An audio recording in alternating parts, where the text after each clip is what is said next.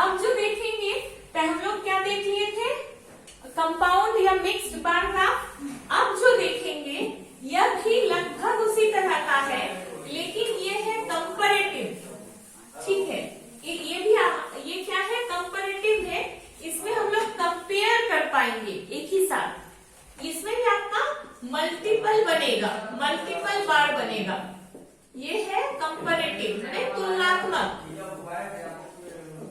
ठीक है, तुलनात्मक हम लोग इस पे काम कर पाएंगे। हाँ? तो यहाँ पे देखो मैंने क्या क्या लिखा है, थर्मल लिखी हूँ, हाइड्रो प्लस विंड लिखी हूँ और न्यूक्लियर लिखी हूँ। ठीक है, थर्मल, हाइड्रो प्लस विंड और न्यूक्लियर। ईयर है 1991, 92, 1995, 96 और 2003, 2004।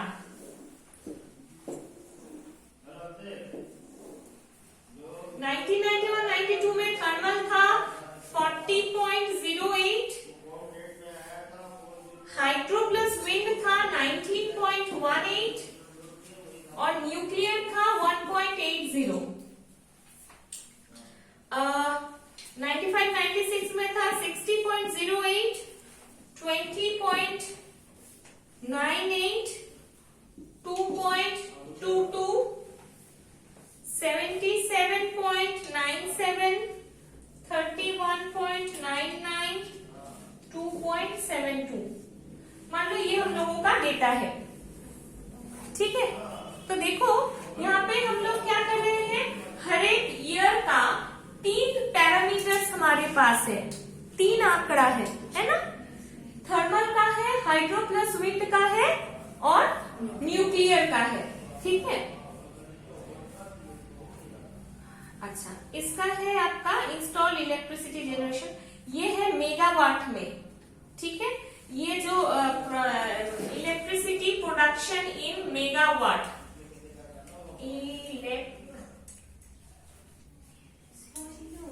इलेक्ट्रिसिटी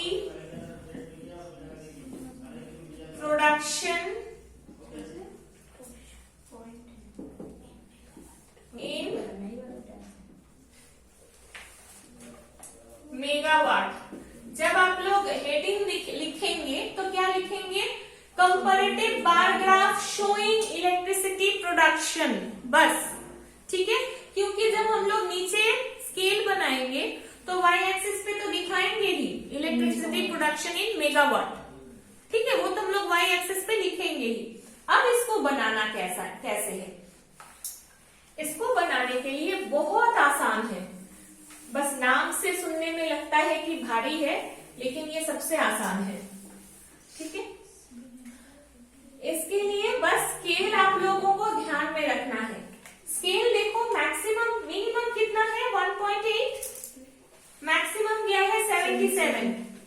तो क्या स्केल ले कि हम 1.8 को भी हम शो कर पाएंगे और 77 को भी शो कर पाएंगे। अगर हम 77.97 है मतलब 78, अगर हम 2-2 का स्केल लेते हैं तो 78 मतलब तो बहुत बड़ा हो जाएगा। 2 से डिवाइड करके मैम 1 फिर 10 ले लेंगे, फिर 20 ले लेंगे, ऐसे करके। नहीं, 1 के बाद 10 कैसे लेंगे मैम? वो पूरा गैप जो आता है 1 फिर 10 फिर 20। नहीं, 1 के बाद 10 का गैप कैसे आएगा? 10, 20 के 1 के बाद तो 2 हमको लेना पड़ेगा। 1 के बाद हम 10 का गैप नहीं ले सकते हैं। 5-5 करके ले सकते हैं। 5-5 करके ले सकते हैं। हाँ, 5-5 करके लेंगे तो 80 से 5 को डिवाइड करो, 40 नहीं, 40 2 से 40 होगा, 16। अगर हम लोग 16 हम लोग इजिली ग्राफ पेपर पे शो कर पाएंगे। तो हम लोग 5-5 का लेते हैं। ठीक है, 5-5 का लेंगे तो हम लोग इजिली ग्राफ पेपर पे 16 बॉक्सेस में आ जाएगा। 5, 10, 15, 20, 25 इस तरह से जाएगा। तो हम लोग 77.9 77 मतलब इसको 80 ही अगर पकड़े तो 16 बॉक्स हम लोगों को लगेगा। तो इजिली इसको करने के लिए क्या करते हैं, डिवाइड करके ले हैं, देख लेते हैं कि कितना हमको चाहिए। अगर 5 का स्केल लेंगे तो इसको मान लो कि राउंड अप कर देते हैं, 80 लेंगे तो 5 से डिवाइड करने में सुविधा होगी, तो डिवाइड करके भागा देके देख लेंगे कि कितना बॉक्स हमको चाहिए।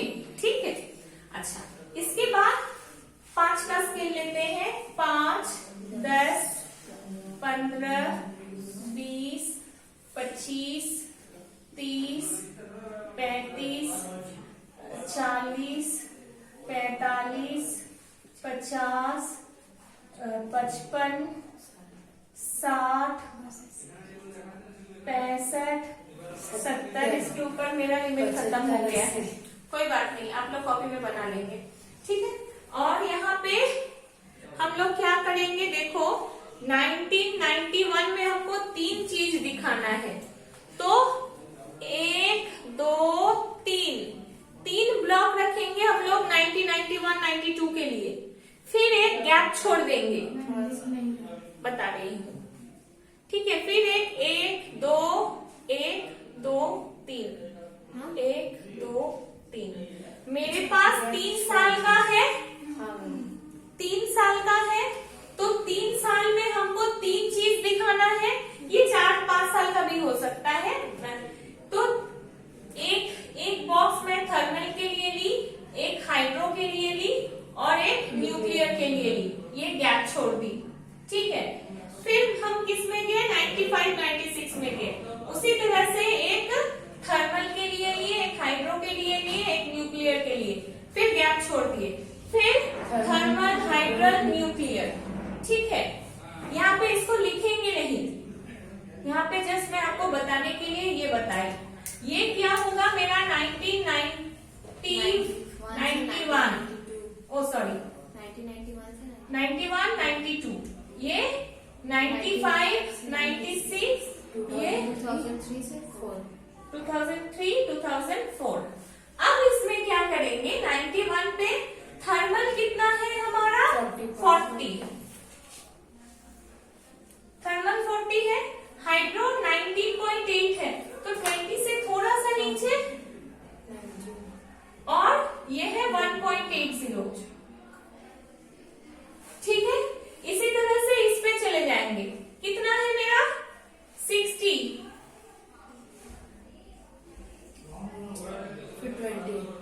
फिर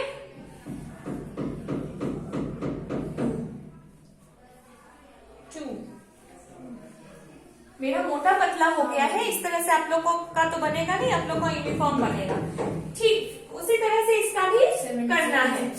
ठीक है, अच्छा इसको करने के बाद क्या करना है, चाहो तो यहाँ से शुरू कर सकती हो या एक ब्लॉक छोड़ के भी शुरू कर सकती हो। ठीक है, जरूरी नहीं है कि इसको एकदम यहीं से शुरू करना है, तुम 1 या 2 छोड़ के भी शुरू कर सकती हो, तुम्हारे पेज के हिसाब से, जैसे देखने में सुंदर लगे। ठीक है, इसको एकदम यहीं से शुरू करना जरूरी नहीं है, 1 या 2 बॉक्स छोड़ के भी कर सकते हैं। इतना समझ में आया? अब ख्याल क्या रखना है कि इसका मुझे शेडिंग करना है, क्योंकि तीनों व्हाइट रहेगा तो पता नहीं चलेगा कौन सा क्या है, तो अलग अलग शेडिंग करेंगे। ठीक है, अगर ये मान लो कि थर्मल है, इसमें टी टी टी टी लिख दे रहे हैं या लाइन खींच दे रहे हैं, कुछ भी। ठीक है, या ऐसे सीधा सीधा लाइन खींच देंगे या बॉक्स बना देंगे, कोई भी शेडिंग करो। ठीक है, जनरली ना इस तरह का शेडिंग करोगी तो समय कम लगेगा। ठीक है, जो छोटा वाला रहेगा उसको पूरा भर दोगी इस तरह से, और जो बड़ा वाला रहेगा, एक में तो इस तरह का शेडिंग कर दी, एक में इस तरह का शेडिंग कर दोगी। इससे क्या होगा ना, लाइन खींचने में स्केल से समय लगता है। ठीक है, मोटा मोटी कोशिश करना कि यही यूनिफॉर्मिटी रखे। थर्मल करेगा तो मैम तीनों में एक ही शेड करेंगे ना, तीनों में एक ही शेड करेंगे, ये मैं तुमको बता रही थी। अगर ये थर्मल का करती हो तो इसमें भी थर्मल का यही शेड होगा। ठीक है, अगर ये हाइड्रल है, हाँ, बिल्कुल एकदम ऐसे ही। फिर यहाँ बॉक्स बनाएंगे, स्केल तो लिखेंगे ही, और बाएं हाथ तरफ कोना में इंडेक्स में हम लिख देंगे कि किसका क्या मीनिंग है, इस बॉक्स का क्या मीनिंग है, उस बॉक्स का क्या मीनिंग है। ख्याल रखना है कि बॉक्स का जो लेंथ और ब्रेड्थ होगा, माने बॉक्स एकदम यूनिफॉर्म होगा, रेक्टेंगल बनेंगे छोटे छोटे, ठीक है।